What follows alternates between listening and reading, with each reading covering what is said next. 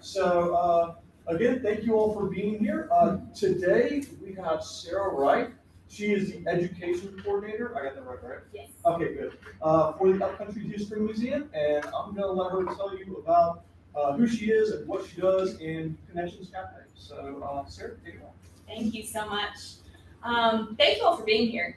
I've never done anything like this in regards to Connections Cafe. I'm really thrilled to have been asked by the Barberstone Foundation. Welcome to the Upcountry History Museum. Could I just, by show of hands, who's been here before? Awesome, I'd love to see it.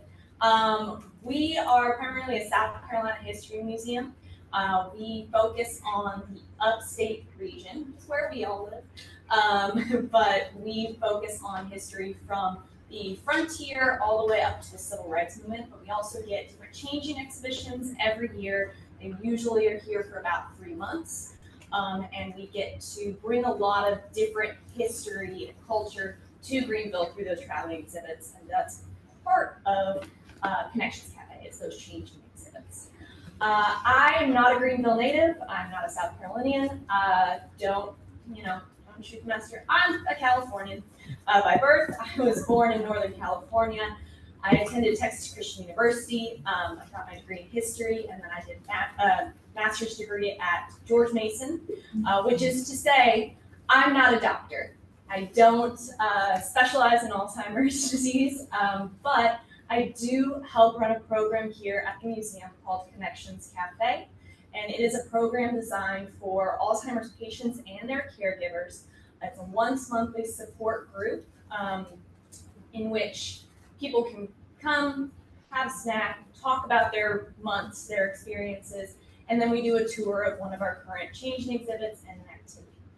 This program was not my idea. It predates my time here at the museum, but it is one that I get to run every month. Like Chris said, I'm the education coordinator here, so this is not my only program. I do other lectures and field trips, but this is one that is very near and dear to my heart. So I'm really thrilled to be able to talk to you all about it today. So, Alzheimer's disease. Like I said, I'm not an expert, but it is a very widespread disease, especially in the United States. We are ranked higher globally for Alzheimer's disease than most nations. And it's one that most people have some type of connection to. The program is meant for people with Alzheimer's disease, and it is run in part with the Alzheimer's Association of the Upstate. The Alzheimer's Association in Greenville is incredibly active, as is the Alzheimer's Association of South Carolina. And nationally, it is one of the most successful fundraising organizations to exist, which is really neat. We get to work with them for this program, and I'm about to learn a lot from them. But before we get into that, I'd like to talk a little bit about Alzheimer's disease. It is mostly associated with memory loss. That's what the first thing that kind of pops into your head when you think of Alzheimer's disease. It is a progressive neurological disease that's commonly associated with memory loss, but there are other symptoms beyond just memory loss. There's no one single cause that's known of Alzheimer's disease. Actually, there's no primary cause that is known. There are some genetic factors that contribute to Alzheimer's disease, as well as aging, which is why most Alzheimer's patients are above the age of 65. But it's really because both the genetics that make up who you are and aging affect the neurons in your brain. And it is a progressive neurological disease, so it's the way your neurons firing is what causes it. Diagnosis can be a little difficult because the symptoms can be associated with just old age. They can look less like memory loss and more like confusion. And there can be other causes or symptoms that are less known. So like I said, memory loss is the one that everybody knows about. It's what you associate Alzheimer's with. But things like clumsiness, like I said, confusion, dropping words out of sentences are lesser known symptoms. But the diagnosis is kind of done over a series of tests that are both meant to test cognitive abilities, as well as things like MRI scans that can measure atrophy in brain tissue or inflammation. Those neurons that start misfiring kind of are a result of both external pressures to neurons and internal.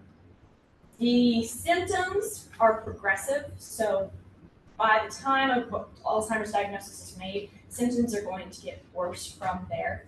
The earliest symptoms are kind of difficulty remembering recent conversations or names or events. That can be coupled with starts of the next phase, which is either apathy or depression, which are very, very common early symptoms.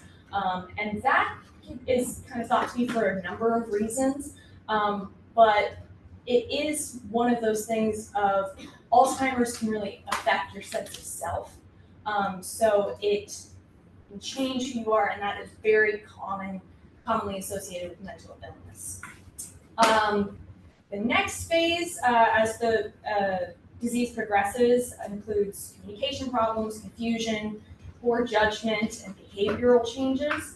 And the final stages include things like difficulty walking and speaking and swallowing. The word that is very commonly associated with Alzheimer's is dementia, but not all dementia is Alzheimer's. But dementia is a symptom of Alzheimer's disease. 60 to 80% of all dementia cases are related to Alzheimer's disease, but there are other causes. Certain cancers can cause dementia, brain injuries, cerebrovascular disease, Lewy body disease, pathologies, Parkinson's disease can all be other causes of dementia. Typically, a diagnosis of Alzheimer's disease will occur after the age of 65, and people generally live around 4 to 8 years after an Alzheimer's diagnosis, but there have been cases in which people have lived up to 20 years after an Alzheimer's diagnosis. It is a fatal diagnosis. However, Alzheimer's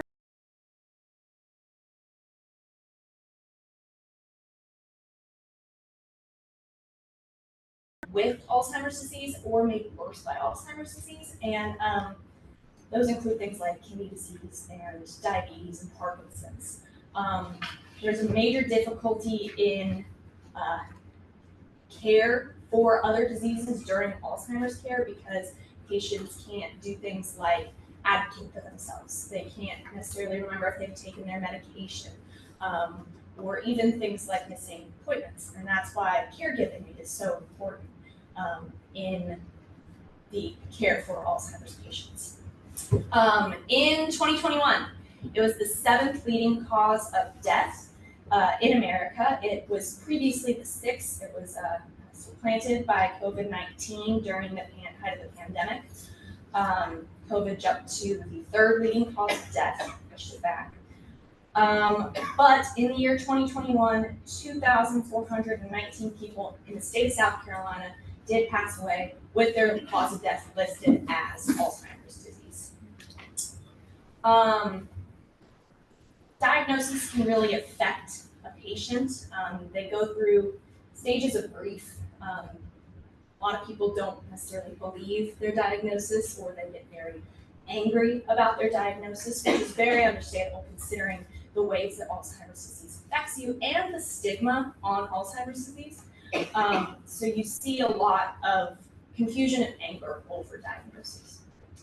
By a show of hands, who knows somebody or has known somebody with Alzheimer's disease? Look around. Alzheimer's disease is incredibly prevalent in the United States. There are an estimated 6.9 million Americans over the age of 65 living with Alzheimer's disease. Alzheimer's diagnosis get more prevalent as people age, but though it's less common, there are cases of Alzheimer's in people younger than 65. In 2020, there were roughly 200,000 cases of younger onset dementia in the United States. I have a few members in Connections Cafe that are younger than 65. The cases that are for in people younger than 65 are less reported on. They're harder to diagnose, and there is a major statistical bias in all statistics about Connections Cafe because of it. So a lot of the statistics I'm going to be reading you are based solely on people over the age of 65. Yes, ma'am. Do you have a question? I don't know if this is true. People say various things, but they seem that COVID can cause I don't know. You know, I'm not a doctor. Yeah. I'm a historian. Yeah. So I don't know about that, but there's also, you know, different types of dementia, not all caused by Alzheimer's disease. Alzheimer's in South Carolina is incredibly common. We actually rank 15th in the nation for cases per capita. It's worth noting that we're also a generally older population in South Carolina. I think we're like the 21st oldest population in the country. So in 2020, there were over 121,000 cases of Alzheimer's disease just in the state of South Carolina. Again, that statistic is for people over the age of 65, which is one of those information biases, as I mentioned. Oh, I'm sorry, we're the 10th oldest population in the United States. Yeah, I know it's late. So that's a little bit about Alzheimer's disease. As you all saw, everybody knows somebody who's been affected by Alzheimer's disease. It is common in a way that can be alarming, especially when you consider kind of the slow progression of medical advancements regarding Alzheimer's disease. Many people who get diagnosis feel a sense of hopelessness because of that. There haven't been major medical advancements in the care of Alzheimer's disease in several decades.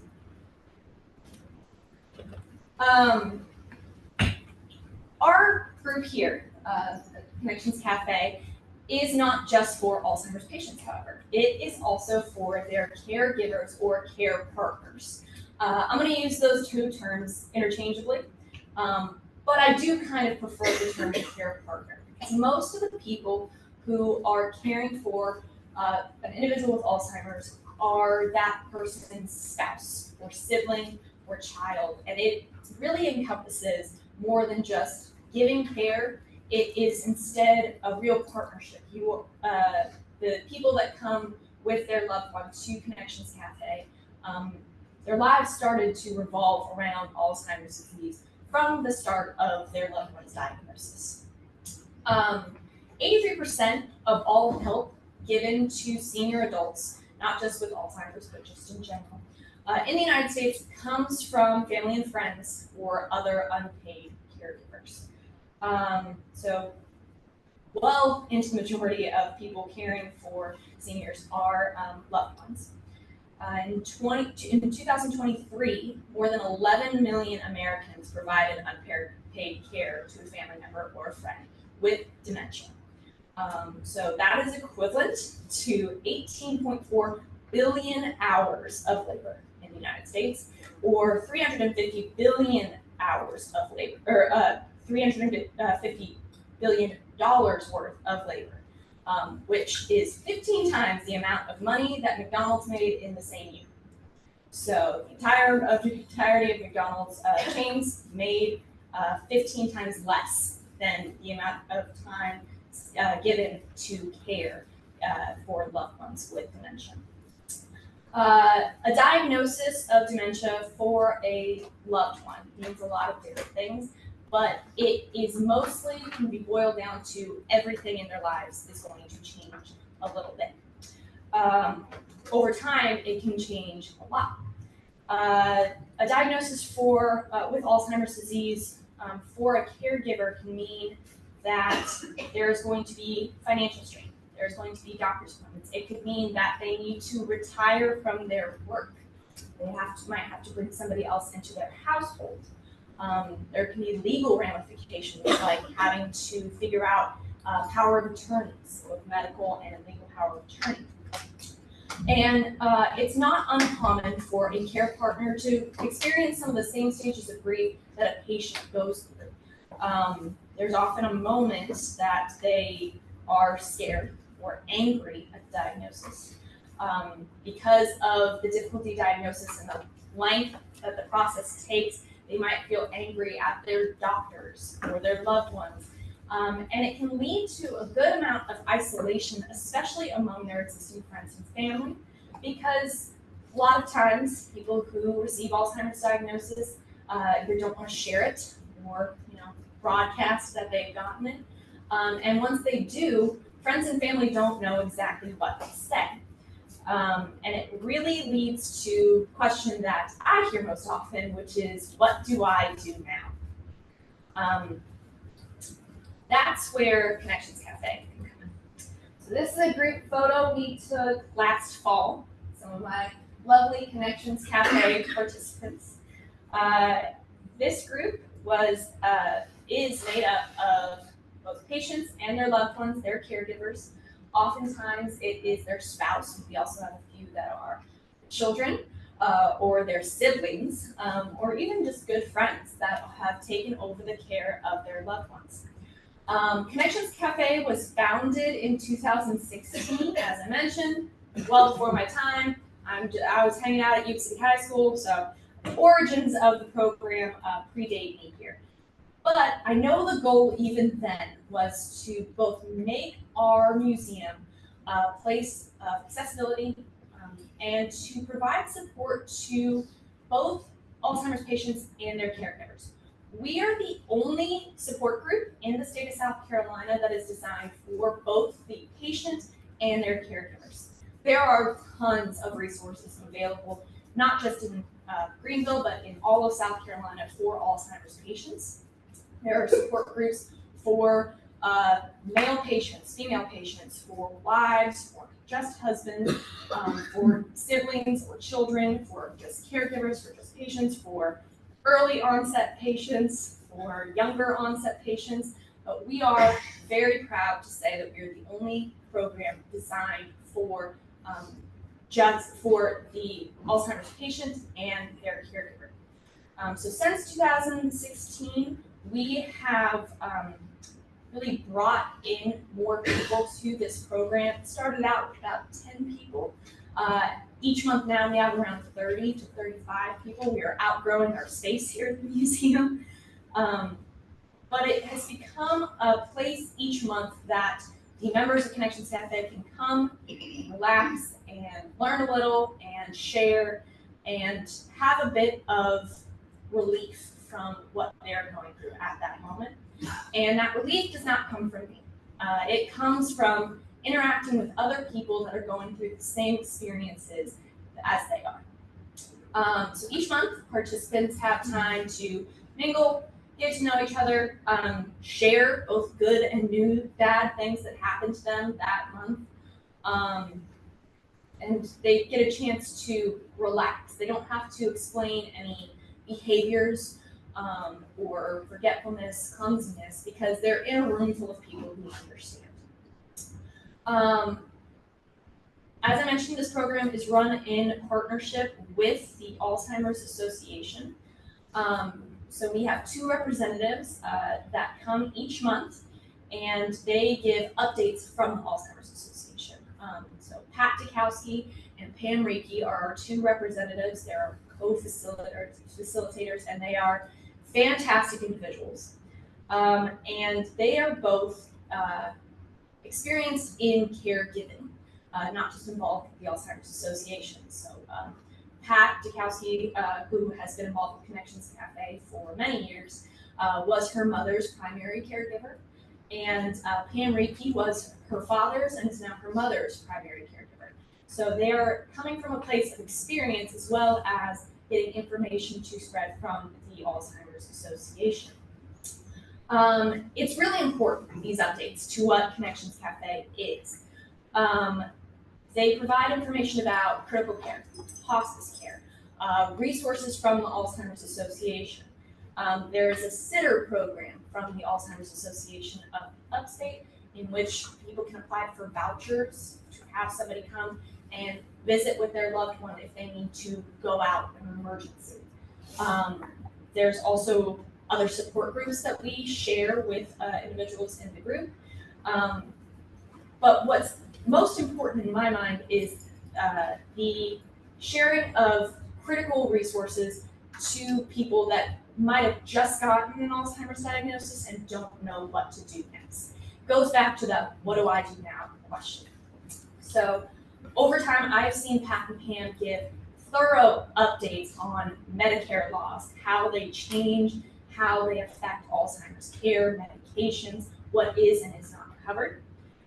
They have provided connections to the Greenville Police Department and Fire Department to help register people for programs that help find lost individuals if somebody were to wander out from their home. And they also spread news about developments in care, so clinical trials, drug developments, new medications. They are also there to listen, to hear about questions in care, hear about concerns about questions in care, things that I would not be able to answer because I'm not a caregiver. They also share information about Alzheimer's Association fundraisers, including the Bike to End Alzheimer's and the Walk to End Alzheimer's. On the sign-up table, there were a few cards if anybody would like to participate. This year it is on October 5th.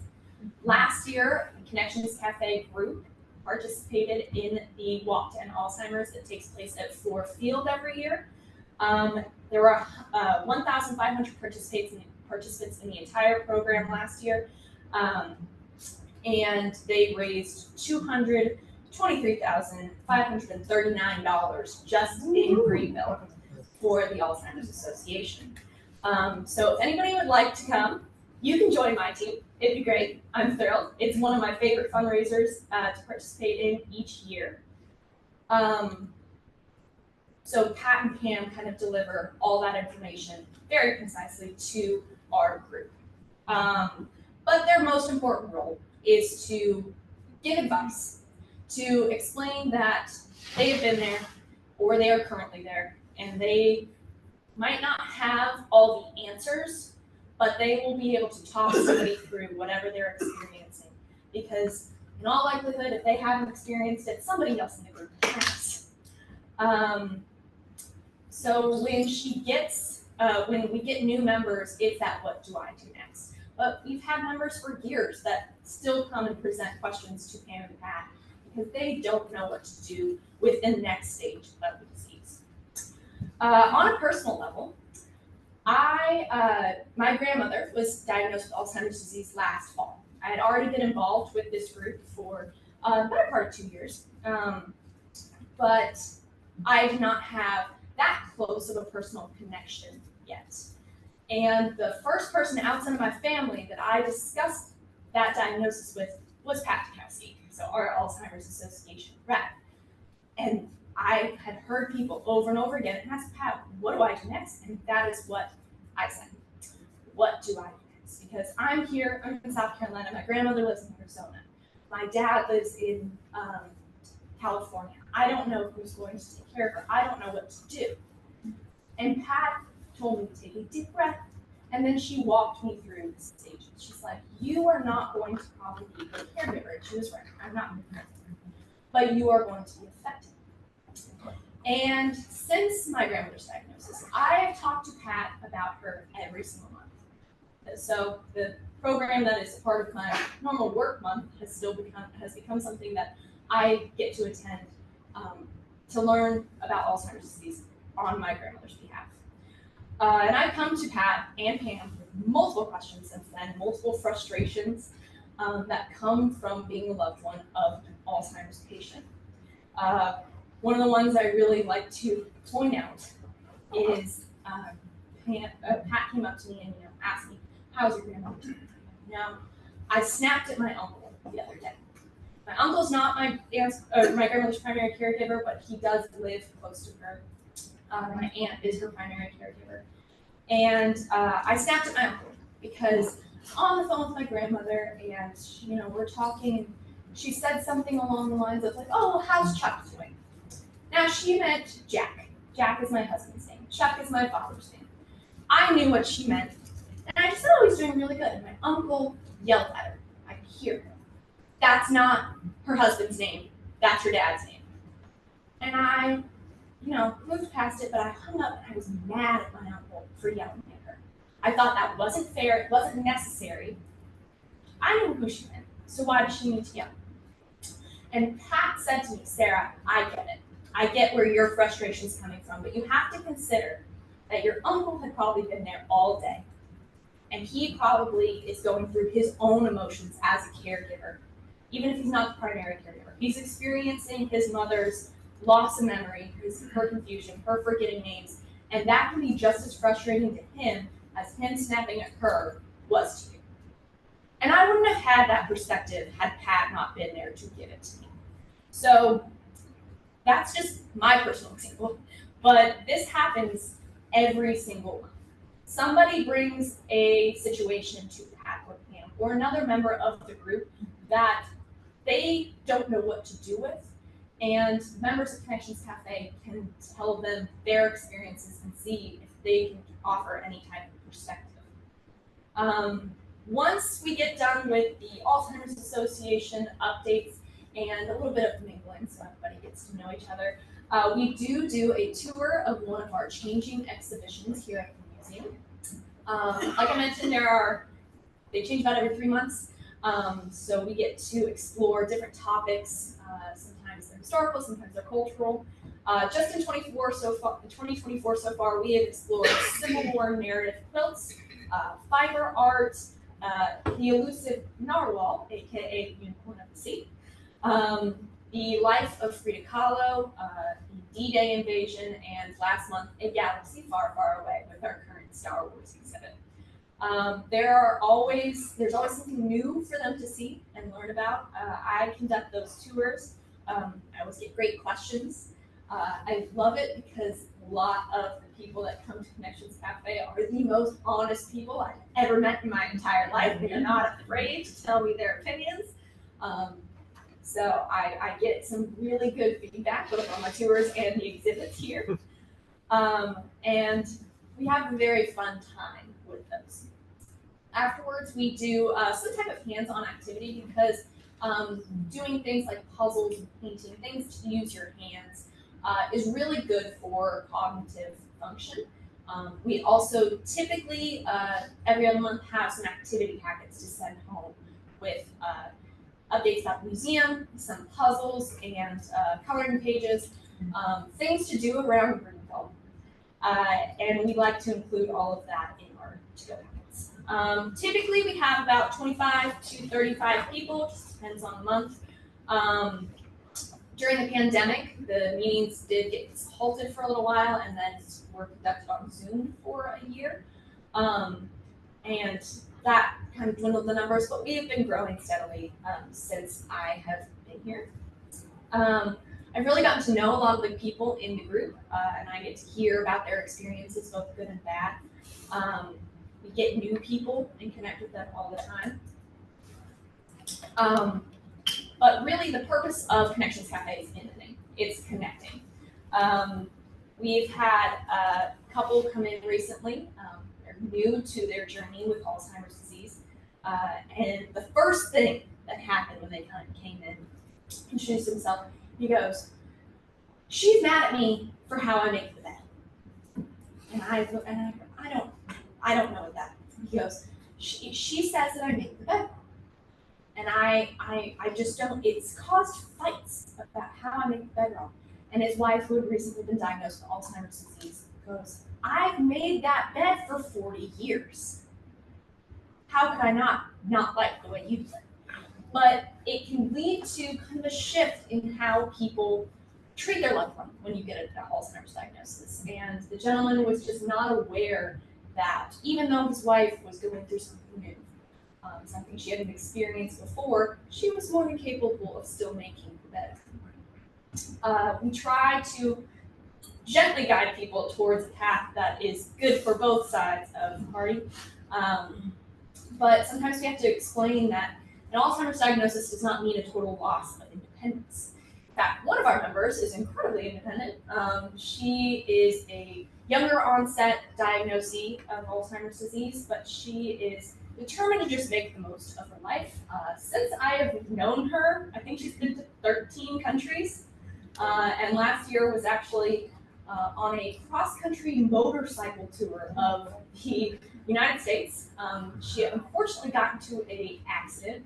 She was not critically injured, but she came into Connections Cafe and said, "Oh, I would do it again. It was so fun." But because the connections she made at this program, she had people who were bringing her meals and helping her out after that. So it's not just a monthly program that people come here, interact once, and see each other next month. There are friendships forged there. You also see people that get very invested in museums. Several of our members have purchased museum memberships so they can come back when it's not Connections Cafe. But the program itself is completely free of charge. So there is no cost for entrance. And that is thanks to folks like the Barbara Stone Foundation. So Connections Cafe is a 2-time recipient of the Barbara Stone Foundation Grant Award. And that helps cover the cost of admission, supplies, food, excuse me, for the Connections Cafe program. So other community partners include the Greenville Fire Department, the South Carolina Humanities, which is another grant that we have received to help cover the cost of admission, Greenville County Sheriff's Department, and the Greenville Police Department, as well as the Prison of Health. A lot of these partners have brought guest speakers in to talk to people about things like grief care, counseling services, the registration services from the fire department and the police department for lost seniors. And having all those resources available is something that we were really proud of for this program. Some of my folks are pictured here. We've gotten to do a lot of cool stuff. Each exhibit's a little different. Sometimes the topics can feel a little random here at the Upcountry History Museum, but our mission here is to create lifelong learners. And Connections Cafe is really a testament to that mission because we have people come in and learn something new every month. I've had more than one day where I have taught toddlers in the morning and Connections Cafe in the afternoon. And seeing that range of people who want to learn more about whatever topic we might have on display is fantastic. This is one of my personal favorite experiences. We had an exhibit 2 years ago that was for Amico, which is a local construction company. And they were generous enough to bring out a cherry picker, and people got to go up in it, which was really fun. So they got to get lifted up over the museum. And it was just a really neat experience. All of this to say, Connections Cafe has become a very special part of the museum here. The whole purpose is to bring people together. In preparation for this talk, I sent out some surveys to my Connections Cafe members, and I asked, what is your favorite part about Connections Cafe? And I kid you not, every single person said the same thing, and it was mingling and getting to know people that are going through the same thing you're going through. So this is one that I just really loved. It was everyone likes to associate with people that share the same or similar experiences. After finding that you and your spouse will be dealing with dementia, you suddenly find yourself among friends, family, and neighbors that do not understand what you are dealing with. Being with people at the Connections Cafe meetings puts you with folks with years of experience and advice and understanding how to deal with just about everything that comes your way. This next one is actually from a woman who attended Connections Cafe for years with her husband, and since his passing has continued to come because this is a place of community for her. And she is an invaluable member because she's somebody that talks about her experience and her experience after her husband's lost. She said, when we first started coming, my husband asked why we were coming. And I told him we were coming for me. But once we met some of the men who attended, it became going to see his friends. Our time here gave me respite that I needed to rejuvenate each month. So we're really thrilled to be able to host this program. It is one that I really enjoy every single month. And getting to see these people, create connections with them, is just a really big privilege for me. So thank you so much for listening to me talk. Does anybody have any questions? Yes, ma'am. I have 3 questions. Okay. One, what kind of puzzles do you need?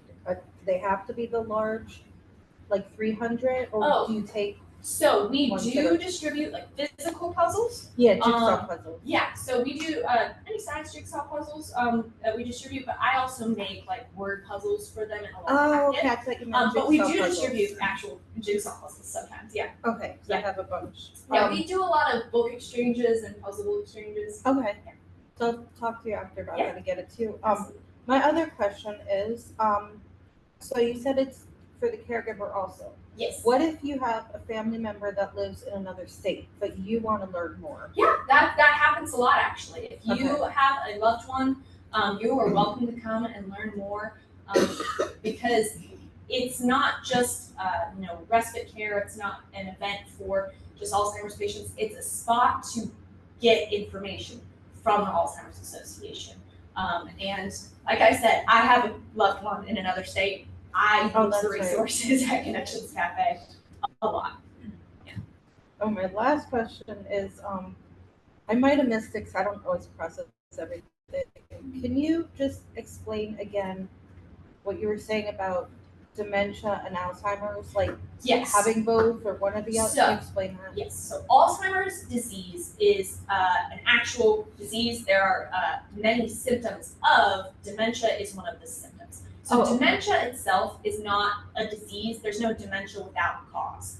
So Alzheimer's disease is the most common cause of dementia, but it can be brought on by other things. What is it though? When you say it's a symptom, what is it? What So do they do? dementia is kind of a large umbrella term for things like memory loss, confusion, Okay. adult speech is even kind of associated with dementia. But yeah, so it's a symptom of Alzheimer's, or sometimes called Alzheimer's dementia, but it's not a disease in itself. Okay. Any other questions? Yes. So, has there been any talk or are there any plans about expanding what you guys could more than just once a month? Yes. So unfortunately, with our resources here at the museum, we can't host more than once a month. We are expanding the numbers we're going to be able to have. In October, we're going to be moving into a bigger space upstairs. Instead of, we currently meet in the Pepsi Lounge, which is on the first floor. We're going to move it up to the classroom on the second floor. But you do see a lot of our members doing things outside of Connections Cafe, even things I participated in. We've gone to movies and events. We're all going to go to the walk together. So, yes. I have a question, and I may have what the lady on the front row said, might have stated it, I just missed it. When does this meet and what time? Oh, it meets on the second Thursday of every month at 2 p.m. So that's what I'm doing after this. At 2 p.m. Yes, for an hour? for now. Thank you. Sometimes, I mean, we all like each other. It's usually about an hour and a half. Do you need to sign up prior? Sure. Thank you. Any other questions? Well, thank you so much for being here. I really enjoyed this. This was a good time for me to kind of reflect on this program I get to do every month. And feel free to come down and ask me questions in person if you'd like. Thank you.